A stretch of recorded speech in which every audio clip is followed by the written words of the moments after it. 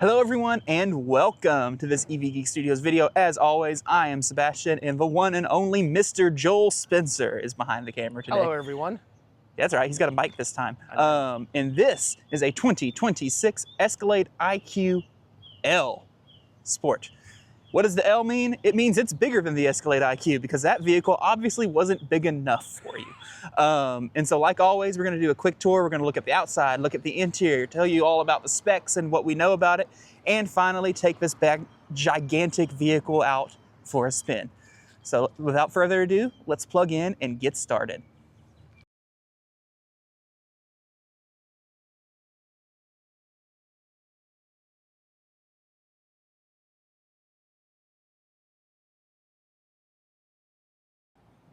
All right, so this is the 2026 Escalade IQ L Sport.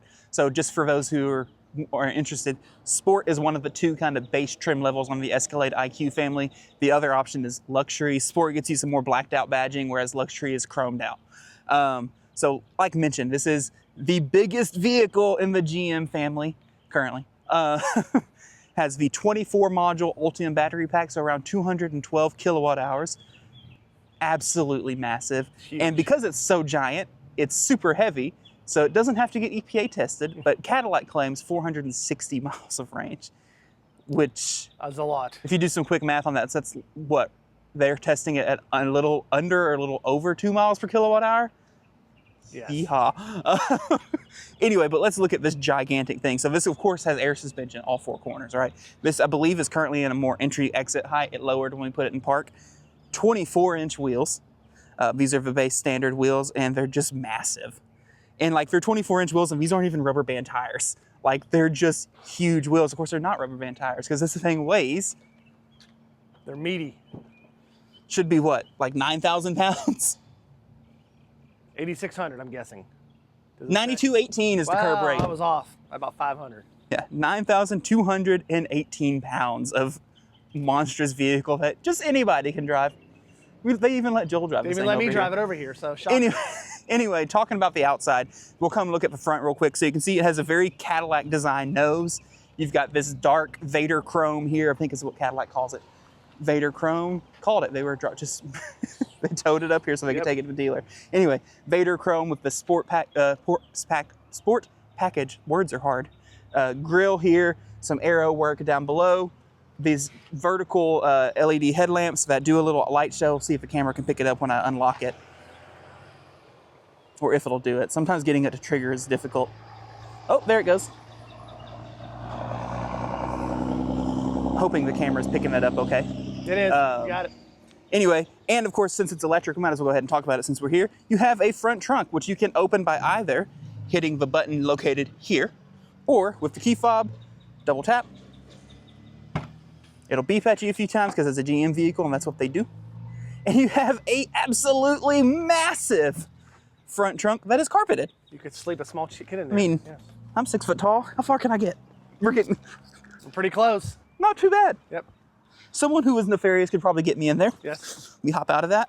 You do also have a 3.3 amp, 400 watt outlet, which is pretty weak, but hey, 120 volts, 120 volt, you could plug something into that. Mm-hmm. And your fireman disconnect is up here, way over here. You have a ground point labeled way over here and a positive over here. Like, are you supposed to be able to access this? There's not even any obvious like pull tabs or anything. Because there's pluses over here too, so. Anyway, yep. And your windshield wiper fluid is right there. To close it, we will press the button and get out of the way before it chomps us. Some soft close action, nice. And yeah, and I mean, this hood is just massive. Yeah. It's massive. Coming around, you have your marker lights here on the side because this vehicle is so large. You gotta have them. Gotta have them. These look like manual door handles. They're not, they are electronic. There's just a button on the inside. And it looks like they have some like approach lighting in the handle itself, which is cool. Gigantic mirror. We'll open the door here in a minute. Let's see here. This one, being base model, does not have the power door option. That is available on higher trim levels, where I think it's optional on these, but this one doesn't have it. Around back is your charge port. These are still CCS. 350, 360-ish kilowatt peak. You're gonna need it for this thing. because it's, again, 212 kilowatt hour battery pack. Every one of these, this is upside down. Curious what a 10 to 100% charge in this car would cost. No, can't afford it. You can't afford it. We're not that big of a channel. We'll pop that close. This is a power cord, which I would expect on an Escalade. And this is where the real difference on the IQ L versus the IQ comes from. So the IQ has a more swooping roof line here, and it kind of just ends down here. The IQ L gives it that more boxy, almost traditional Escalade shape, right?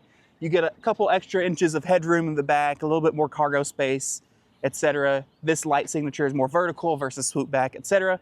This has the typical Cadillac EV light signature where you have a light bar here, your main tail light, brake light assembly here. IQ L again. To open the cargo area, you press the Cadillac badge. You press the Cadillac badge. Is it locked? That might be locked. You press the Cadillac badge. Okay, come on. There we go. It's thinking. Still early in the morning. It's like capacitive. It's not even a real button, so that's what part of the issue. And with the third row up, not like a huge cargo space, but pretty big for a 3-row SUV. What you expect in 3 rows? You've got nice little area here. You have some underfloor storage that you could use to hold a charge cable or whatever else, although that one had the charge cable up front. You have another 120 volt outlet. This one is not labeled, I don't believe, so who knows how much power this outputs. That's just part numbers. Yep, it is. You've got little tie down hooks around. These are actually metal too, which I'm kind of surprised by. And you have switches here that you can use to drop and raise the third row seat. So I'll hit this one, for example. You'll see it folds the headrest down, seat goes down. Cool. Hit it, come back up. Seat comes up. Pop that back up. And you can also do the second row from here, and then they just kind of lay flat. We'll shove it off once we get up there. And this is a good time for me. I'll go ahead and take the camera and I'll crawl in the back for you.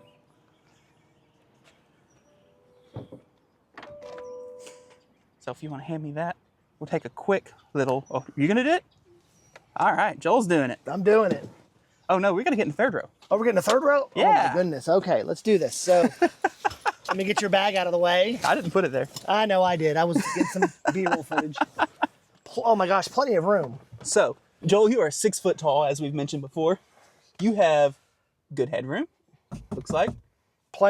Still plenty of, and this is back good knee room. That's back pretty far. I could sit in front of you.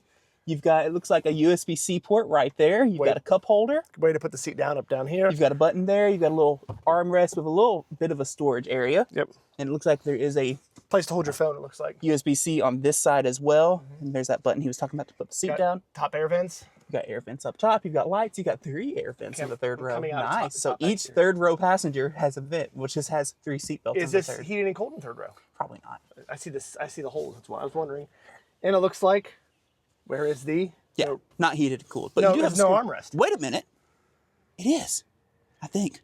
It looks like it has the ventilation for it. Yeah, it looks like they might be heated. We'll have to turn the car on. Is there no armrest back here? Nah. You don't need that. You don't need that. You got the things on the side. All right, let's look at the second row now. Okay. 50-year-old man almost trying to move around in a Hey, I volunteered to do it first. I know. There we go. All so right. second row, as you can see, he was just sitting behind where he is now. He's still got plenty of room. Nice screen here. And the seat could be moved a little bit. I don't know. That front seat might be in entry-exit mode as well, so it might be all the way back. You have a little screen here for like your second row controls. So you have your. Oh, you want me to sleep? Here, hold this. I'm gonna turn the car on. There we go. Get us some air, kind of give you a view from the front seat from here. You see that it has that huge screen going from passenger to driver's side, and as the right side of the driver's screen will black out, you cannot see it when you are driving. Especially now in the front. Let the GM dings go through. Air's on. Third row. She's blowing too.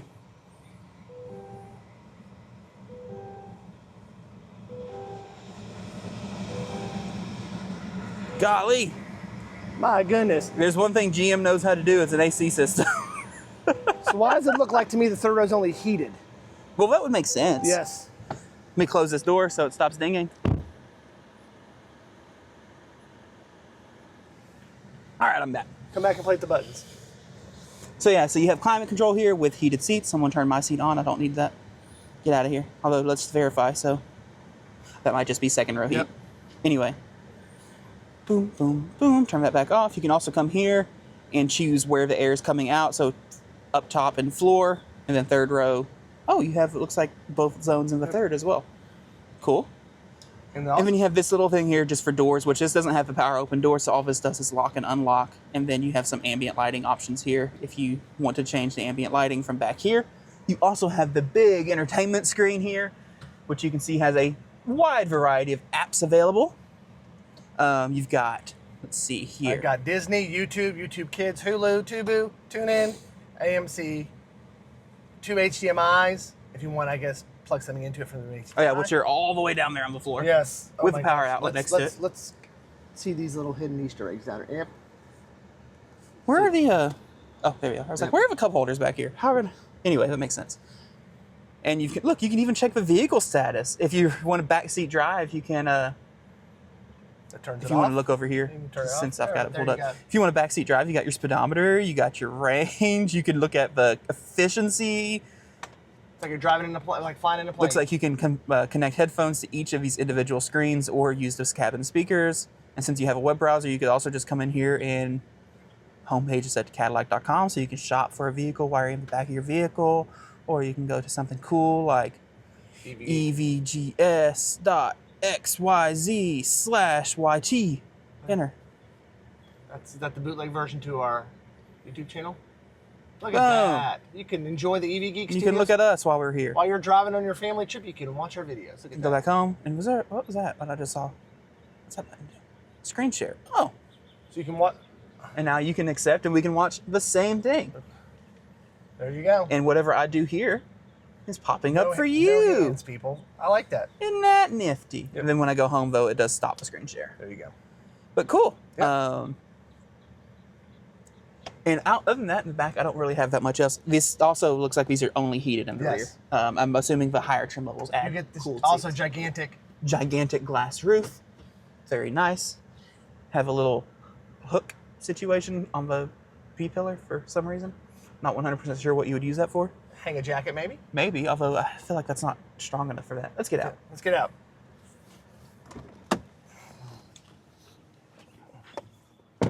Joel, am I missing anything while we're on the outside? I think you got everything. All right, then let's move to the inside and look at that giant infotainment screen.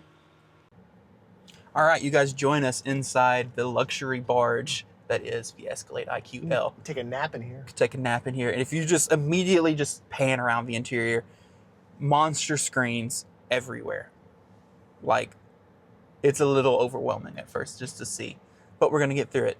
Let's talk about just kind of materials and everything first. So right off the bat, you notice you have this black wood on the dash, as well as here in the center console with these nice chrome accenting around here. You also have 2 wireless phone chargers on the center console, which, by the way, is incredibly wide. Yes. There's my full wingspan.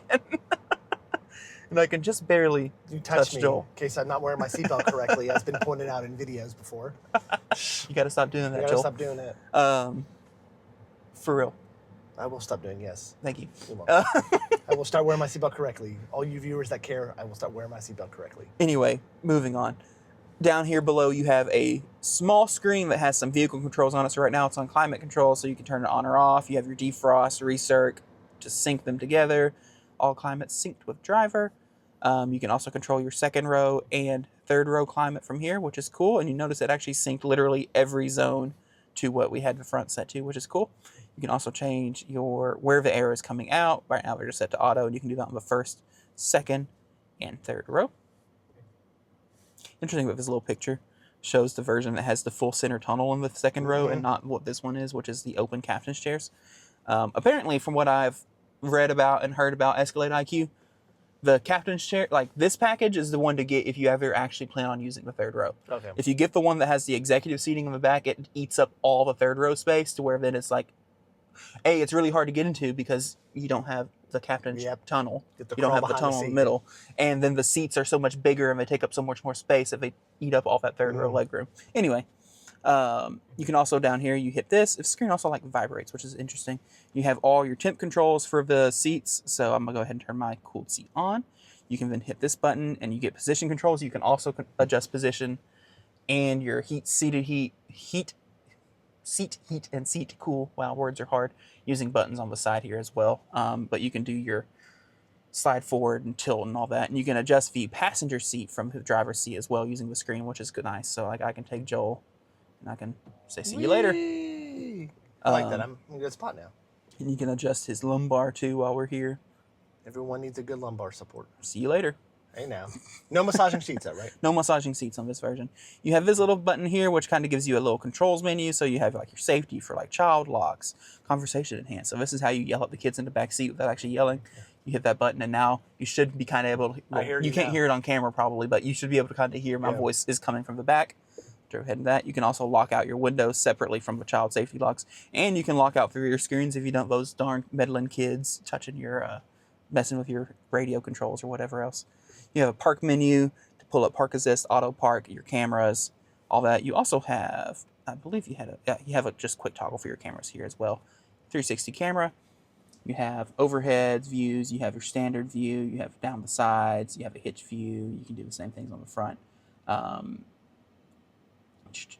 Rear overhead. There we go.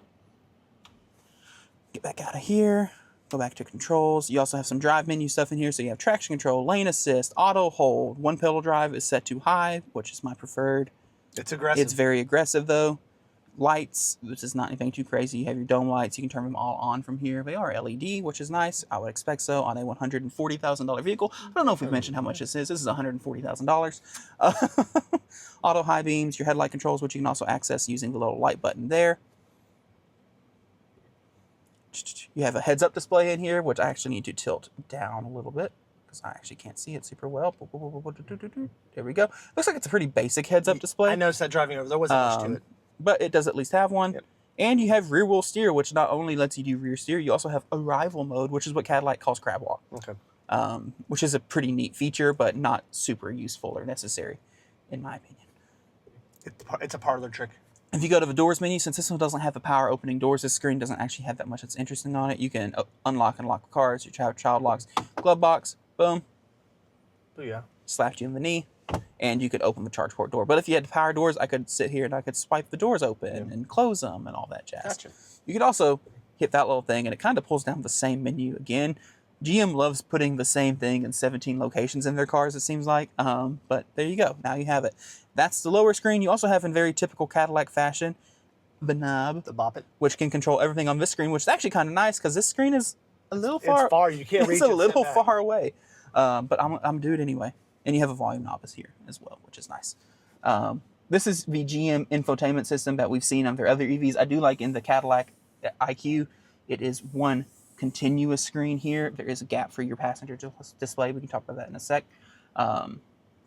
And I'm like, you can come in here to vehicle status, and it takes it a second to load. Boom, and you can fly around the car. You can get your tire pressures. You can get 57 psi. My goodness. Energy efficiency details. You get your energy usage. It is actually an IQL, although that badging says IQ. Just says IQ. It's the little things. You have this here, and like the other GM cars, I can take this and I can hit add to display, and it should now, oh, it's right there. Boom. Energy usage, and now that is there all the time. You have your drive modes, so you have My Mode, Tour, Sport, Snow, Ice, Tow, Haul. My Mode is customizable, so you can say I want soft steering, so Tour steering, soft suspension, Sport acceleration, no motor sound. That's how I'm going to leave it. But you can choose it. You can choose it to be however you want. You have Play Store, so you can go in and you can download and install apps if you want. You have your charging menu, so like every other GME, you could set your charge limit from 100% all the way down to how low do they let you go? 35? 35? 30? 30% is as low as they'll let you go, which on this vehicle with a gigantic battery, that's still, let me do that math real quick. I got to give you the number, I'm sorry. 212 times 0.3. That's still 63 kilowatt. That's still one Ioniq 5 worth of energy. Well, a little less than an Ioniq. That's one Chevy Bolt worth of energy. There it is. Ioniq 5 is what, 77? Yeah. Anyway, I just think that's hilarious. I'll go ahead and crank that back up for them, though, so they don't think it's broken. We'll hit charge now. You can set, as you can see, departure time, things like that. You have this. If you slide into the car, it'll help you find chargers using this. You can also use Google Maps. You can come into settings. You can set your home location. You have a button here for on-demand battery preconditioning. Very nice. And it says we're already ready to plug in at any time, but I'll go ahead and hit it. Why not? Doubt that we go charge this thing, though, because, again, we need a small loan to put some energy in it. Another button for 360 camera. This does have a trailering menu, which does all the cool GM trailer stuff if you need it to. You do have a trailer brake controller located right here by the driver knee, or I guess passenger side of the driver's seat, whatever. Close out of that. We're not going to really get into settings. I don't have too much I want to look at in there. Ambient lighting right now is linked to drive mode, but you can also change it, and if it's daytime you won't be able to see it, but you've got some built-in preset themes, and then you can set your own. Cool. We did check out the sound system. Yeah, it was not bad. How many speakers? It's 21. Only 21. Yeah. It was okay. That's right. Yeah. You have a hotspot. You've got your audio menu. So like I mentioned, you can install apps on here. Someone's already installed Spotify, Amazon Music's here. This comes with Google Maps. If someone asks, well, this is the first time I've ever seen this actually pop up. Do you have a NACS adapter? And then you can add it in Maps and see more compatible stations. I'm just going to leave it though, since it's not mine. And since you have Google Maps, you have built-in route planning. We'll hit that. You notice the keyboard on this, since it has two screens, actually comes up to the lower screen. And remember how I pointed out that this car came from New Mexico? You notice all the suggestions and the recent locations are in New Mexico. Anyway, we want to go to Dallas. We'll go to no, Dallas isn't far enough away. This is a giant battery. Let's go to San Antonio. Sure.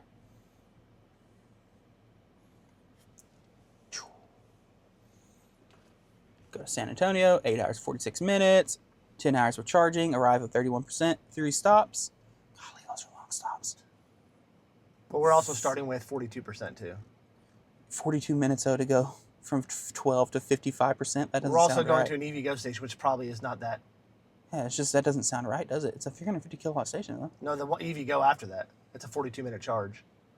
That must not. They're all the same. Yeah. They're all 42. And then the last one is an EA station for 30 minutes. That doesn't sound right. Anyway, but it does route planning. So you have that, and you can remove your charging. You can change your arrival state of charge. Ooh, you have a keypad now. This used to just go up and down in like 5% increments, but now I can change to see how that works. 10, done. Now we got 2 stops. 37 in an hour, though. That's still not great. Anyway, that doesn't feel right. Yeah. Also do like that you saw here. I'll go ahead and put it back in real quick. That has an integration for GM where it actually tells you how much of the drive you get to use Super Cruise on. So it's 10 hours, 45 minutes, but that's not how long you're actually driving for if I remove charging real quick. So it'll show it. Yeah. So on the 8 hour and 46 minute drive, Super Cruise is available for 8 hours and 33 minutes. There we go. Not bad. Get out of here. You can also come in here if you're just looking around. Like you can hit charging stations and it pulls up what's around you. So here's the Iona that's right down the road. Super fast, 5 available on arrival. What if that one's still out? It's a good question. Or is there someone there? Yep. Well, we never know. We'll go back home. You have your phone menu, not too interested. You have entertainment hub. And I can go in and you can actually, it looks like you can kind of change and power on and off what's on each of the individual screens. You can, Ooh, and I can change the sources. Turn the screen off in the back here so kids start getting around. So like I can hit Disney Plus on yours, and now it's going to open Disney Plus on your screen. Interesting. Go back home. And not a whole lot else to talk about here, so let's go ahead and talk about your screen. I like my So screen. this is very similar to what you saw on the rear seats, where you have Disney, YouTube, Hulu, all the stream receiving services. And you can't say anything, can you? I can right now. Because we're in park. Because we're in park. But as soon as I put it in drive, and you're probably able to see it on the camera because it makes it dimmer. Like if I put it in drive, it has like a polarizing film on it, so you should be able to still see it somewhat. Yep. And it's completely black for me. So you cannot try to watch YouTube on your neighbor's screen while you're driving. Right. So it's a safety feature, just like wearing your seatbelt. You really took offense to that comment. Fine. I'm just harassing you. It looks like you can also connect headphones to that screen as well, which is nice. It won't let me load. Oh, there it is. I don't think you were giving it a good tap. I will. Now you can watch YouTube if you want. It does take a minute to load. Connect headphones. It gives me the option to connect headphones. I do not want to do that right now, but you would want to. And as you can see, we have YouTube pulled up. You go back to the home screen. You can also do Hulu. Oh, it looked like the keyboard popped up down here too when you did that. Hulu. It doesn't like your finger. It doesn't. It looks like you can also somehow connect to the hotspot in the car and use your phone as a remote. Yep. Which is nice because the screen is so far away. I don't know what VIX is. I wasn't doing so here it is. Go watch soccer. There we go. Pretty cool. It's in Spanish. It is. Anyway, go ahead and go home. Yep. And that's infotainment. All I really have there for infotainment. This screen, if I remember right, was supposed to be customizable, but it's on the steering wheel. I think I said that. I don't see my buttons. So I don't. There it is. Oh, there we go. Gauge. What? Gauge. Oh, okay. Google Maps. whoa, gigantic map display.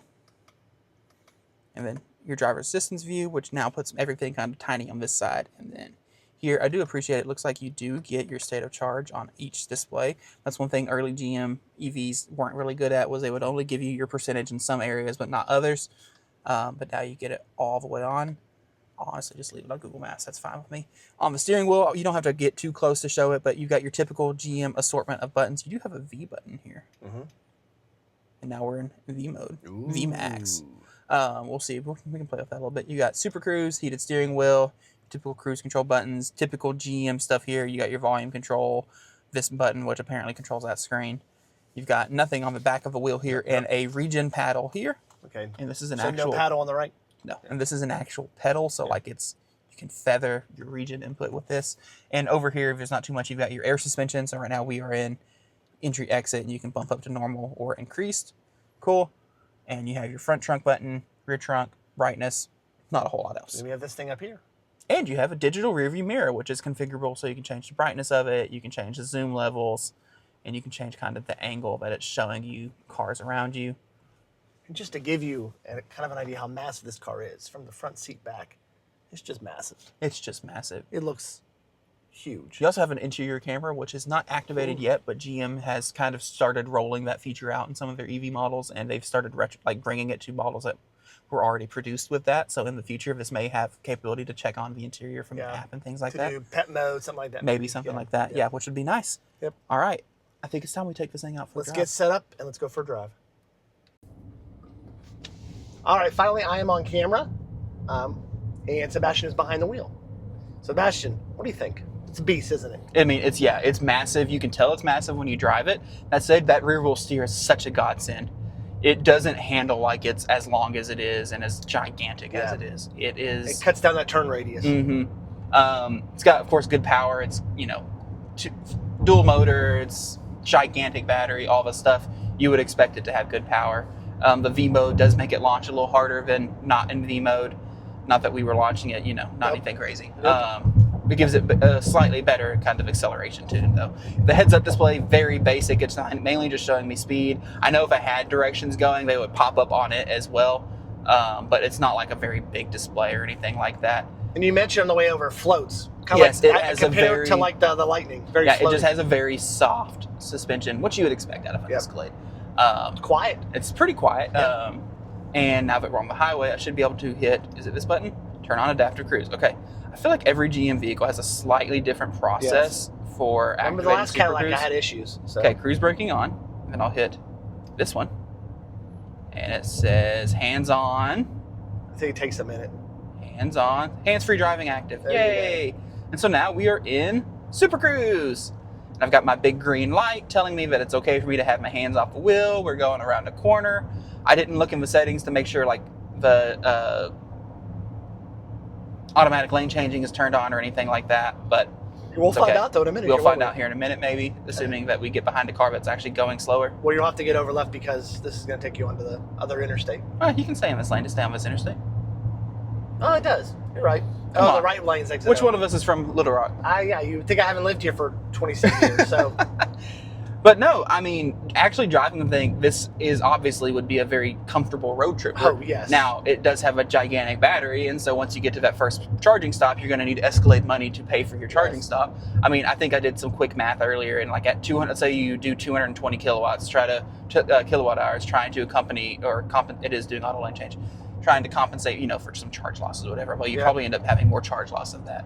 Let's say 220 kilowatt hours. Okay. At Iona pricing at like 43 cents a kilowatt hour, that's still like $96 to go from dead to full. But you could go, 4 or 5 hours without a fill up? In theory. Yep. So like. I called it a fill up like it's a gas car. It's like, maybe not that bad. It's just going to hurt your wallet the first time you do it. As we pass this Rivian van up here, Amazon Rivian van. Very nice. With the cool lighting on it. Everywhere around here in Little Rock now. I love it. Yeah, they've gotten a ton. They put like 200, they're putting like 200 level 2 chargers in at the one over off Otter Creek. Yep. I mean, most of the cars you see out now are these. You don't even see the gas cars. Yeah, it's like they got to charge them somehow. Anyway, it's doing an excellent job. I mean, Super Cruise is a pretty dang good system. Now, it does still, from what I understand, have some oddities in how it, sometimes when it does a random disengage or re-engage and things like that. But once you get out, if you're not in those situations, it does a really good job. And they make sure, it's very well advertised. Like they want you to be paying attention. It's monitoring me this whole time to make sure I'm looking ahead. If I start looking over at Joel for too long, it will start yelling at me and that things. It vibrates the seats to communicate to you. So like when it did the auto lane change earlier, it vibrated the left side of my seat to tell me it was going to move over to the left. If it does the right, it will do the right side and things like that. It also does that for your when you're reversing and when you're like, if you're trying to change lanes and there's someone in your blind spot, it'll do that. It does that to communicate for a lot of things. This is such a nitpick, but I bring it up almost every time we're in a GM vehicle. Their use of dark mode for like their home screen, I don't like that. Is it too dark? It's just so hard to, it's so hard to see, or at least in my opinion, when you're like in sunlight and things like that. And it's because you have the black dash. You got the black dash and everything, and it's like, it just like the light reflects off of it, and then it makes the white text hard to see. I wish there was a mode like in the daytime to have a white background and black text. Yep. Or if the screens just need to be way, way, way brighter to compensate for it. The screen doesn't like me, Sebastian. I know, it doesn't like your fingers apparently. That said, we've missed our exit. We're just at this point just rolling. We're just rolling. We have 200. We have what, 60 some miles we can. We're at 40% now. We've only lost 4%. Yeah, we're good. It says 186 miles of range. We're good. I do also really like that GM still gives you your instant power output. So like we're using 11 kilowatts right now, which is crazy that we are using 10 kilowatts of energy to do 70 miles an hour down a hill. Let's see if it goes down. I'm curious because we're getting ready to go down a little. Yeah, we should start regenning, I would think. Nope, we're still using 14 kilowatts, 22. It's going up. Oh, now we're regenning. Okay, 33 kilowatts of regen, which is just rolling down a hill, which is also impressive. Now let's see how it handles this curve, because this is a little curve here. Let's see. Let's see how Super Cruise does. I'm ready to grab the wheels if I need to, because I also don't trust any of these people to stay in their lanes. With the FJ Cruiser behind you? It is doing a good job slowing down. We're doing 64, 63, getting 51 kilowatts of regen now. Oh, that curve always makes my ears pop. Really? Mm-hmm. Always, every time. It's because it's in that descent. I guess it just... Anyway. There we go. Not bad. Nope. Had a weird brake stab there. I don't know if it thought someone was in our lane or what, but... Phantom brake, yep. But no, did good. Now we're going to cross the river for some reason. But we can't get off till the next exit, so we can't get off the middle of the river, so...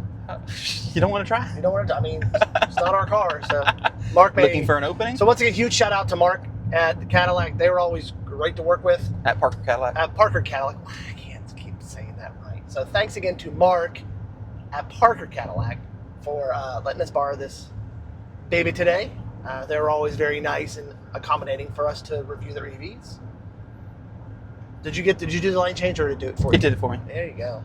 So since we're just cruising and Super Cruise is driving for us, let's just go ahead and do our final thoughts. So yeah, we'll do it all in one because we had a long intro. Let's talk about it. So the price difference between this and the regular IQ is not that big. I think they have the regular IQs for about $127, $129 now. Oh, are they really that cheap now? Yeah, I think that's on our website. They're like that, yes. Oh, I thought they were closer in price. Nope. Well, because I was about to ask, is there really any point in still just making the IQ? True. Unless you need that extra couple inches. I feel like most people who are looking at an Escalade or buying an Escalade are going to want the one that is slightly bigger and has especially a more traditional styling to it. I definitely if you can afford 130, you can afford 160 most likely. Right. So. And so it's like, this one's 140 with options and everything, which I noticed this had on the window sticker, which it said dealer provided. This one actually has the power shift charger included, which is a $1,600 option. Yes. Not including installation and all that. But you get it. But you can get it, which power shift is super cool. So that is GM's vehicle to home system. To where you could plug this in and it'll charge your car, you lose power, and it will offload power out to the house, and it does it at the same amperage as the onboard charger, which I believe this has a 19.2 kilowatt onboard charger, because gigantic battery. And so yeah, I thought that was cool to see on there, but it is a $1,600 option, not including installation. Anyway, but yeah, for me, it's like, if I was in the market for this, I feel like I would want the L, just for that little bit of extra space, a little bit more traditional styling. Traditional look of an SUV. Yeah, more traditional look of an Escalade even. You get the same feature sets, the same options, the same packaging and everything. It's just a slightly different body. I'm very curious to know what it's about to do here on this exit converging Y situation. I'm in the lane to take the exit, so hopefully... It should just... But I'm just curious if it kicks me out of Super Cruise or not, or if it keeps Super Cruise engaged the whole time. Yep. Joel, go ahead and give me some of your thoughts. So yeah, I mean... I mean, this is a beast of a vehicle. We've said that before. It's big, it's long, it's heavy. But I agree with you. If you're going to spend $130,000 on an IQ, on an Escalade IQ, you could probably spend another $10,000-$15,000 on the IQ L. It would just Take make control. sense. It would just make sense. So it got us halfway through the lane. Yep. Halfway through the exit. Yep. So yeah, I mean that it makes sense that you would want to upgrade to the IQ L just to get that more. I think it looks more like a traditional Escalade as the one that's not DL looks like a Vistic, just longer. Yeah. So yeah. We're back in Super Cruise before we even actually took it out of Super Cruise. I did not like that. Yep. It did let me do some in-lane repositioning though without completely disengaging, which is nice. Yep. Anything else you want to add? But no, I mean, ultimately, you and I are not in the $140,000 market space. Nope. This would be a scratch-off winning big lottery, winning Powerball purchase probably. Yeah. But I mean, this is probably still one of the nicest EVs you can get. Yes. Just period. And was definitely one of the longest range EVs on the market currently. And of course, it only does that because it has a 220 or 212 kilowatt hour battery pack. Yep. You know, there's other vehicles that are getting pretty close in range now with much smaller battery packs, but it's because they're not Escalade IQ size and shaped like a brick and weigh 9,200 pounds. Yep. Go ahead, wrap it up. That's right. All right. Thank you all for joining us today on another EV Geek Studio review. As always, tap that subscribe button, hit that notification icon. Don't forget to hype our videos. It really helps our channel grow. And until next time, we'll see you again in another EV Geek Studio review. So long, everyone.